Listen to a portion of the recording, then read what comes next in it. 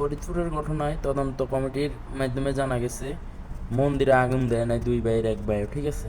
তো তদন্ত কমিটির যাতে এটা প্রমাণ হয়েছে, তো প্রমাণ হওয়ার পরে এবার দোষী যাদের কারণে এই দুইটা তাজা প্রাণ জুড়ে গেছে, আমরা ধর্ম বর্ণ নির্বিশেষে আমরা এটার সুষ্ঠু বিচার চাই। কেন কেন দুইটা তাজা প্রাণ জুড়ে গেল? আমরা এইটার সুস্থ বিচার যদি না হয় তাহলে প্রতিটা পদে পদে মুসলিমরা এভাবেই মানে মর্মান্তিক ঘটনার শিকার হইব। তো আমাদের চাওয়া এটা সুস্থ বিচার হোক। যেভাবে তদন্ত করে বাইর করছে তারা নির্দোষ, ঠিক তেমনি তদন্ত কমিটি বাইর করা দরকার যে কারা কারা এর সাথে জড়িত, যারা যারা এটার সাথে জড়িত আছে, যাদের মদদের কারণে এই দুইটা নিষ্প্রাণ দেহ শেষ হয়ে গেছে। তারা এই যে একটা মায়ের কোল খালি হয়েছে, এগুলার সুস্থ বিচার হোক দেশের মধ্যে এমন একটা বিচার সৃষ্টি হোক যাতে এইভাবে, আমি মনে করি হিন্দু হোক মুসলিম হোক যেই হোক, কারো উপর এইভাবে নির্যাতন যাতে না চলে। দেশটা কীভাবে কি, দেশটার মধ্যে কোনো ইয়ে নেই, বিচার বিভাগের কোনো ইয়ে নেই। যদি তাদেরকে তদন্ত করে আনি জনসম্মুখে, ওদের শাস্তি হইতো, তাহলে ভবিষ্যতে আর কেউ এরকম করার সাহস হইতো না। এদের কারণে এখন সবাই, এদের কারণে এদের দেখা দেখি অন্যরা করতে পারবো, কিন্তু এদেরকে যদি পর্যাপ্ত মানে কঠিন শাস্তি দেওয়া হয়, যাদের হুকুমে এই ঘটনাটা ঘটছে, একটা মায়ের বুক খালি হয়েছে, এদের যদি সুস্থ বিচার হয় তাহলে বাংলার বুকে আমি আমি মনে করি অনেকে সতর্ক হইব, কারো গায়ে হাত তোলার আগে অনেক সতর্ক হইব।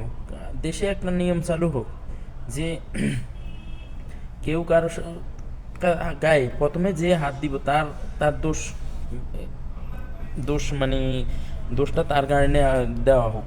কারণ কি, দেশে যত কিছু হোক কেউ কারো গায়ে হাত দিতে পারবো না। এইটা অন্তত এই নিয়মটা চালু করেন যে আপনার যত সমস্যা আছে, যতই সমস্যা থাক, আপনি আইন নিজের হাতে তুলে নিতে পারবেন না কোনোভাবেই। আপনি একটা মানুষকে একটা টাচ করতে পারবেন না। এই আইনটা চালু হোক দেশে। দেশে কীভাবে মারামারি হানাহানি রাহাজানি কীভাবে চলতেছে, এই যে দুইটা ছেলের জীবন কি এখন ফিরে আসবো? প্রতিদিন যে এখানে মারামারি ওইখানে মারামারি, কেন? কেউ অন্যায় করছে, ঠিক আছে, আইন আছে, দেশে আইন আছে, বিচার বিভাগ আছে। আমি মনে করি এটা আইন বিচার আরও কঠোর হোক। কারণ যদি কঠোর না হয় তাহলে ডেইলি এরকম একজন আরেকজনের গায়ে হাত দিবে। এক পর্যায়ে যে কারো মৃত্যু হতে পারে, একটা প্রাণ চলে গেলে সে তো আর ফিরে আসবে না। তো যার যায় সে বুঝে। আর বাকিরা যতই চিল্লাই লাফাই, যার গেছে তার মতো আমাদের কষ্ট অনুভব হয় না। তারপরও আমরা অন্তত জোর দাবি জানাইতে পারি যে এগুলা বন্ধ হোক। কেউ কারো গায়ে কোনো একটা ফুলের টোকা কোনো কারণ ছাড়া দিতে পারবে না। কারণ হইল এখানে বিচার বিভাগ আছে, সব কিছু বিচার করবো, আইন আছে, দেশের আইনের লোক থাকিতে লাভ হইল কি যদি কেউ কারো গায়ে হাত দেয়? আমি জোর প্রতিবাদ জানাচ্ছি, আমার পক্ষ থেকে কেউ কারো গায়ে হাত দিতে পারবে না। যত কিছু হোক, যত বড় অন্যায় করুক, তাকে রেখে দেন, আপনারা বেঁধে রাখেন, তারপরে মারতে পারবেন না। সে চোর হোক ডাকাত হোক যাই হোক, তদন্ত হবে, সুষ্ঠু তদন্তর পরে তারপরে যাই একটা আইনে একটা সিদ্ধান্ত নিব। কেউ কারো গায়ে হাত দেওয়া